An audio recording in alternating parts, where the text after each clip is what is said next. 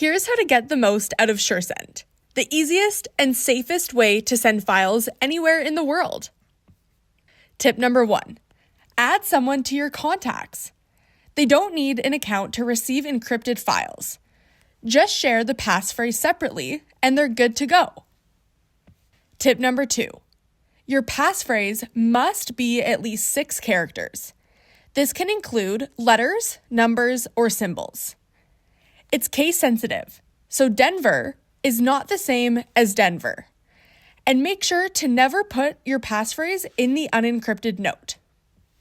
Tip number 3, reuse the same passphrase for frequent contacts. Just don't forget to update it every so often for security.